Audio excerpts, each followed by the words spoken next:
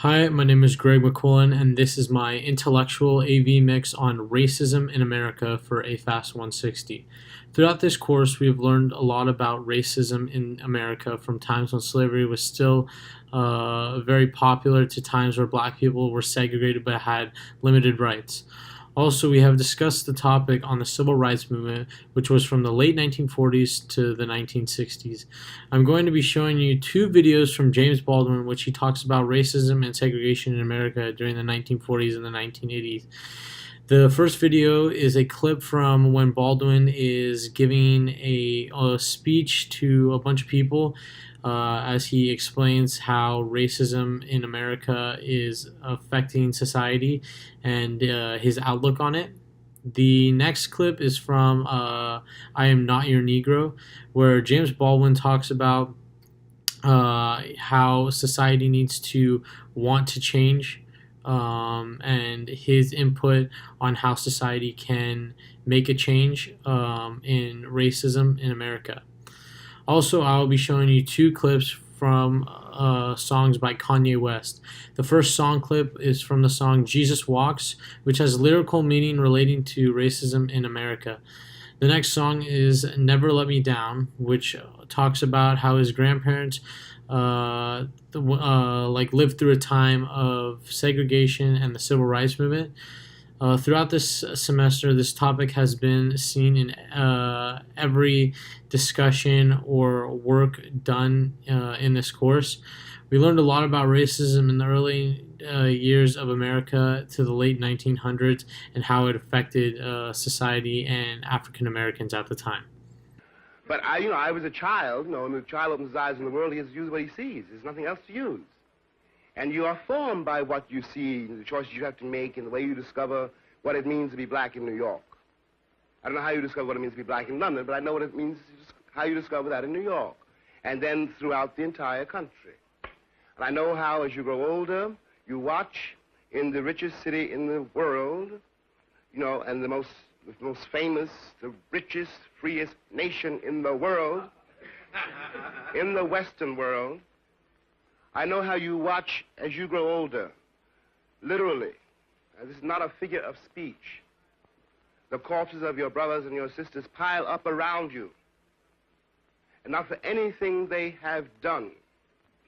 They were too young to have done anything. In any case, too helpless. But what one does realize is that when you try to stand up and look the world in the face like you had a right to be here, when you do that, without knowing that this is the result of it, you have attacked the entire power structure of the Western world. If I, one fine day, discover that I have been lied to all the years of my life, and my mother and my father were being lied to, if I discover that, in fact, though I was bred and bought and sold like a mule, but I never really was a mule. I can't be a pessimist because I'm alive. To be a pessimist means that you have agreed that human life is an academic matter. So I'm forced to be an optimist. I'm forced to believe that we can survive whatever we must survive. But the Negro in this country, the future of the Negro in this country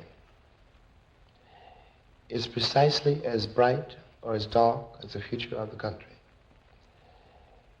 It is entirely up to the American people and our representatives. It is entirely up to the American people whether or not they're going to face and deal with and embrace this stranger whom they've maligned so long.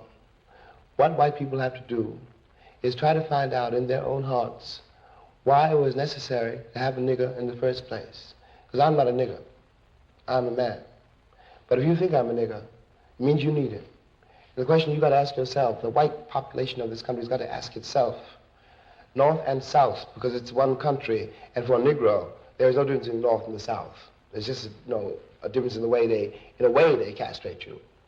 But the fact of the castration is the American fact. If I'm not the nigger here, and you invented him, you, the white people, invented him, then you got to find out why. The video you guys just watched was of James Baldwin and how he described what it was like to be a black person in New York City. Earlier in the video, he talks about how he was taken from Africa and can't tell anyone where he was from because he was taken by ship. This leads to his point on how he is able to expand to a deeper meaning by explaining how the choices Americans make can help change society for the better. It is how they want to make a change in segregation, which will then allow it to happen. This can connect to the reading of The Intuitionist by Colson Whitehead in the way that Lila Mae didn't realize why the color of her skin mattered.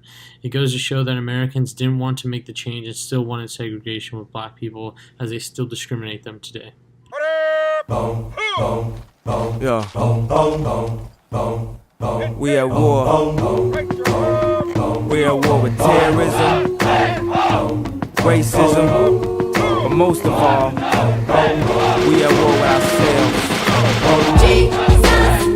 God show me the way because the devil's trying to break me down. You know what the Midwest is, young and restless, but restless might snatch your necklace, and next these might jack your Lexus. Somebody tell these who Kanye West is. I walk through the valley of the shadow where death is. Top floor, the view alone and leave you breathless.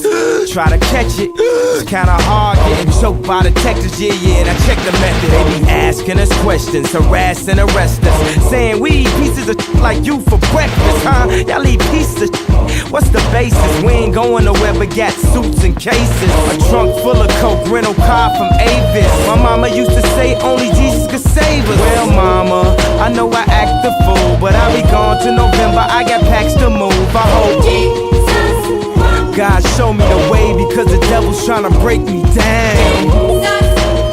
The only thing that I pray is that my feet don't fail me now. And I don't think there's nothing I could do now to right my wrongs.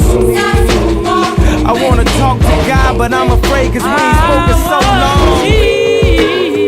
God show me the way because the devil's trying to break me down.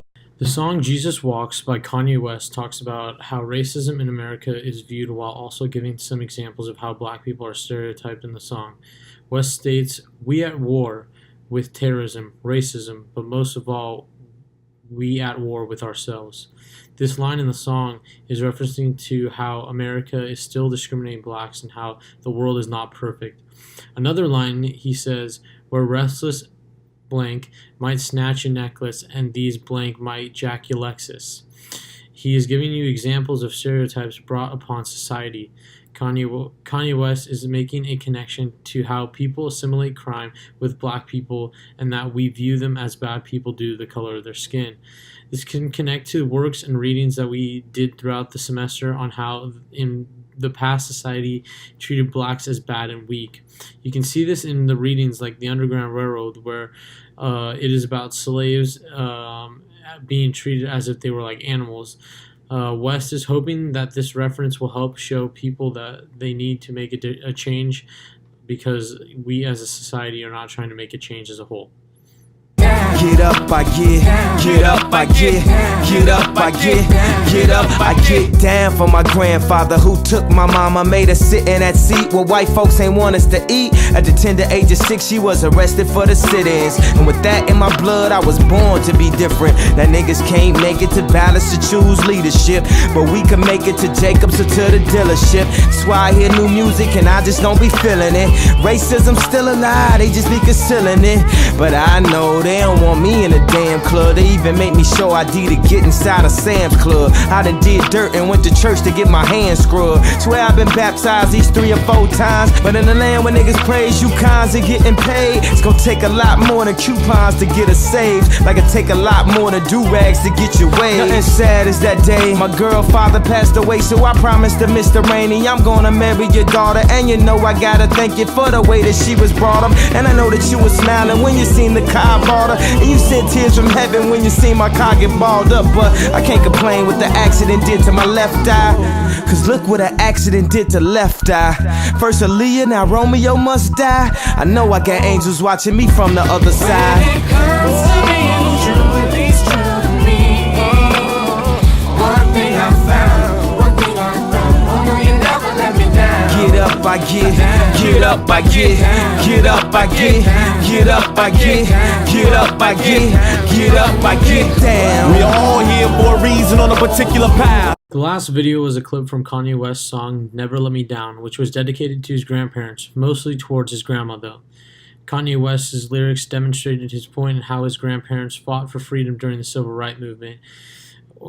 In the clip, it talks about how his grandfather made his mama sit in the white seat where the white folks don't want them to eat.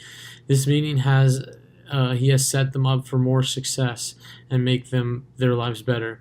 Also, a few lines down from this, it says, racism is still alive. They just be concealing. Shows how in today's society, black people are discriminated and are still looked down upon by other individuals, but we as a society don't want to accept the fact that discrimination is still a big role in the world today. This is unacceptable, which is why Kanye West decides to incorporate these political and social views to help bring out the deeper meaning in the song. Thanks for listening.